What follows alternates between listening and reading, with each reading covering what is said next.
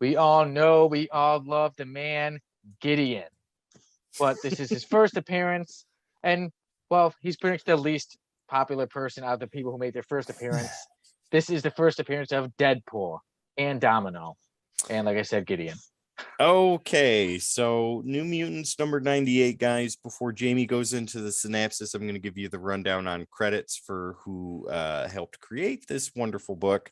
And that would be plot and art go to the wonderfully talented Rob Liefeld. Script goes to Fabian Nacizia. I can never pronounce his last name correctly, so I apologize for that. Letters go to Joe Rosen, and colors go to S. Bucelato, and we've seen that name 100 different times with Marvel titles. Okay, so there's Gideon right there. So I'm gonna go for a quick overview. Is right there. Is this hair okay? In there, is this hair actually green, or am I just green? colorblind? Yeah, it's green and white. Yeah. Okay, I just want to make sure because I thought I was going colorblind. I was like, either that's green or that's supposed to be gray. So a little both. So you're right. Yeah. So basically, I'm gonna go a quick overview so that way Tim has some stuff to talk about, whatever side of the screen he is on this week, because every time he points now, he literally misses me. No. So no, Tim, other way. You have to do the other way. Yeah. See, other way.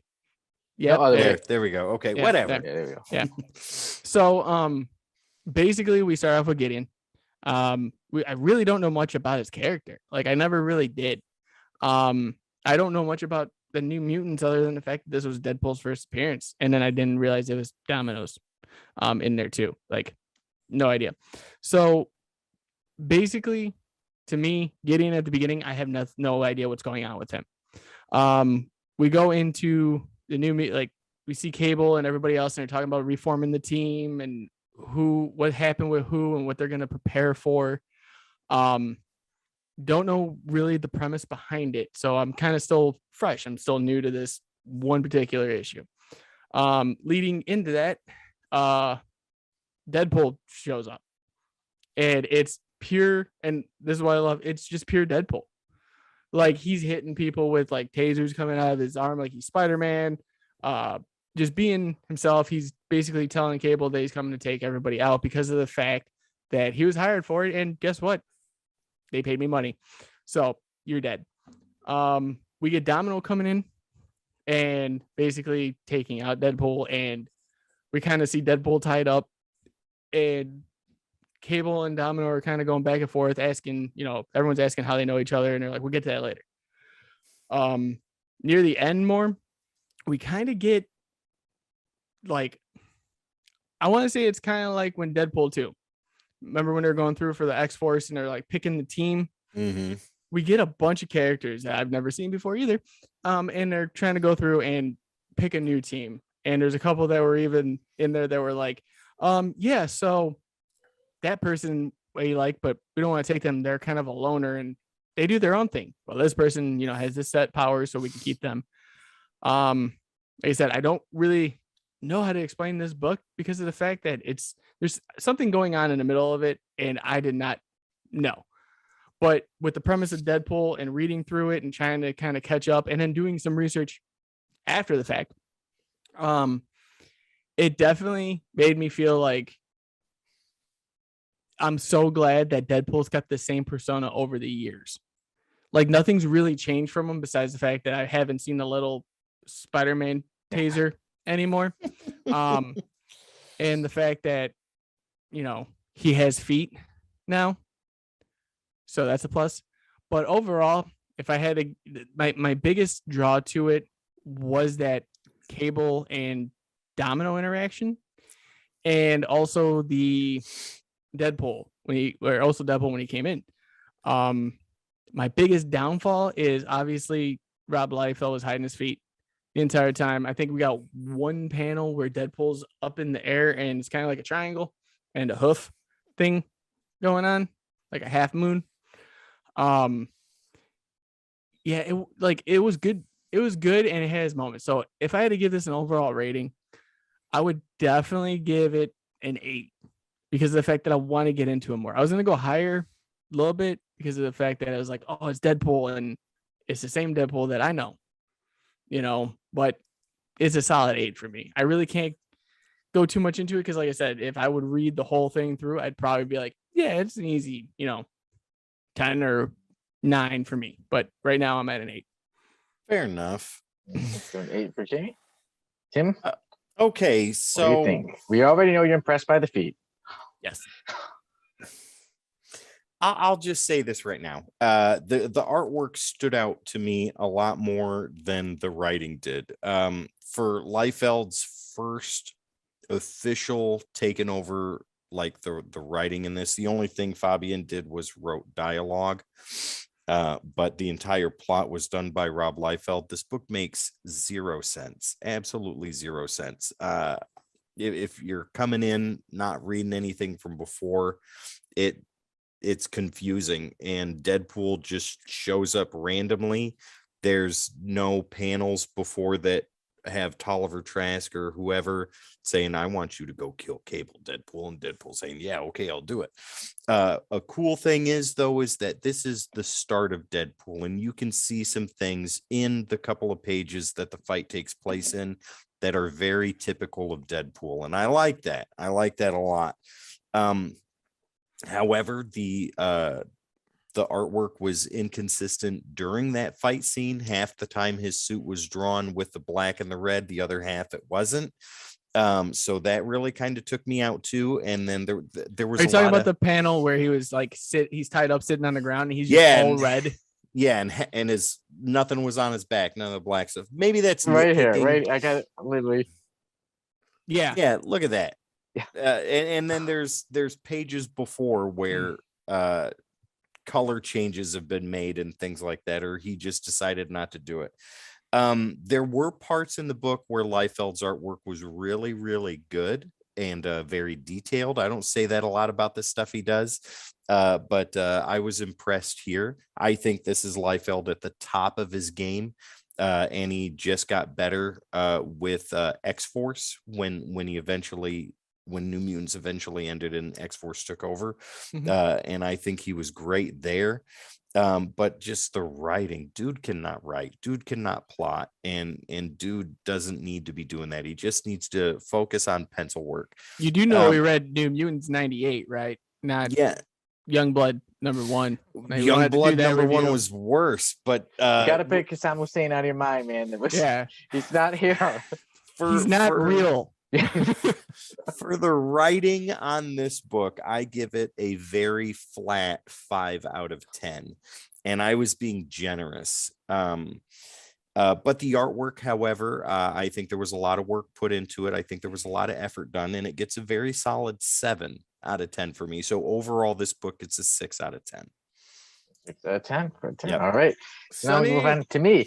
I was very excited to do this one with you guys because I think my opinion's gonna be different because I have been reading all the X titles and I went through all the New Mutants leading to this. And I think my opinion's gonna be very different because you guys are just pretty much going straight into 98, whereas I'm going through before. And so right before this was the X-Men's Extinction Agenda. It's issue the New Mutants was I think it was 95, 96, and 97 were Extinction Agenda. And then we jump into 98. And for me, it felt like it was a huge change from the New Mutants, what it just went to. And then it seemed like I said, this is when Rob Liefeld took over as the writer. And for me, it really felt like, because like I said, even the beginning of the issue, it says the end of an era. It's a part 1 of 3. And issue 100 ended the New Mutants. And for me, it really felt like it was less about the goodbye of the New Mutants, and it was pretty much just, let's get ready for X-Force. And it felt, even the next issues felt like it too. Deadpool's not in the next couple issues. So it was really about promoting this new team of X-Force. Well, one thing I said, I do love that it is, how could we not be so excited about the first appearance of Gideon, that green that ending though, okay, he's in the beginning. Who cares about I'm that? sorry, I don't mean to cut you off, but it's No he's problem. in the beginning and he's at the end, and there's nothing really said. I had to look up his power set. He explained it in the beginning of the book, though, what he did. Barely, what is it, power manipulation or power conversion, where he takes on other people's powers? Something like this, something forgettable.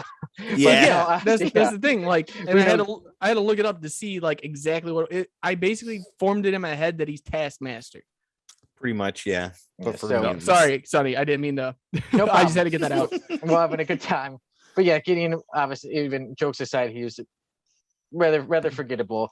For me, the big highlight was Deadpool's first appearance. Even to his issue or his part when he comes in was my highlight for it. Even I think if he didn't become so big, it was a good part. It's the most entertaining part of the issue. And then Domino comes. I like seeing Domino get in there too. I like her character as well. And then Domino and Deadpool are two characters that I love. That definitely helps, like, raises the points for me. But like I say, coming off of Extinction Agenda and being a New Mutants fan, I felt like, man, they weren't doing such a good job of doing the New Mutants their justice and doing them, giving them their due diligence. And then, like I said, but then too, it was mainly just going on. Okay, we're getting ready for the end of the story. We're moving on to X-Force. So I enjoyed it, but it wasn't as much as I thought I'd enjoy it, especially with it being the first appearance of Deadpool. And Jamie, I'm very close to you on your points. I give New Mutants 98, the first appearance of Deadpool, Domino, and Gideon, an 8.2. Ooh. Okay, but here's the Yeah. thing. So, like we said, it felt like, I probably would have made it a little bit higher, and I'm gonna be 100% honest with you. It was like the book kind of resonated with me because of the fact that like we've Deadpool's in a household name at this point, So going back, it was like, okay, this is the same character except now we get to see him, and that's what I loved about it. The problem was I felt like I was just like thrown into something that had no connection to anything. There was no setup. There was no like, hey, go check back on the Mutant Massacre. That's like pretty much what it felt like, though. and I mean, it was just like, okay, so who's this character? Okay, fine. Like he's Taskmaster light. And then it's like, okay, what's going on with the New Mutants? Like, why do they need a new team? And then the part at the end with Roberto, like, Yep. I didn't understand that. Like, they left a note too, and it was like, I'll be back when I find him. I'm like, who are we? Sonny, can you check real fast? It's the last page in that. with issue. Boom Boom when he Yeah. left the note for Boom Boom. Yeah, like Oh, who is Victor. he? Who's He was looking going for? to find Wolfsbane. He stayed in Wolfsbane? Genosha with That's right. Yep. Extinction Yeah. Agenda. And that was brought up too. The only thing that was brought up was Genosha, and I was like, okay, why is that being brought up for? Like, and there's so many like things I wanted to love the book. I feel like an 8 was doing it justice. Mhm.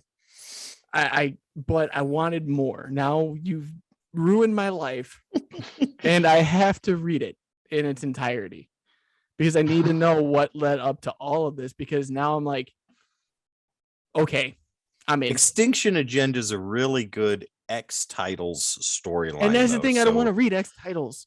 Well, I mean, Extinction Agenda covers all of it, though. Now, X-Men. Here's my problem is that I think it was Mutant Massacre. And I'm going to say this, we're going a little bit off tangent here, but I looked up Mutant Massacre. I am saying it now, live for everybody that knows I hate X-Men titles because reasons. Me and Tim are getting ready to fire you, man. You can't. How are you going to get episodes out? Sonny, I will support you. I in have my your ways. decisions, sir. Remember, I've been called a wizard. You even said I'm last taking episode, I I'm made you a taking wizard. Keith with me to start the next company that I do. Hey, I'm are gonna there start be any buying. openings at that company? No, Because not for people named Tim Morse. There's a spot for this kid I know. His name's Ethan. He's Oh, going okay, somewhere all as right. long as he doesn't listen to his dad. well, he has to every day of his life.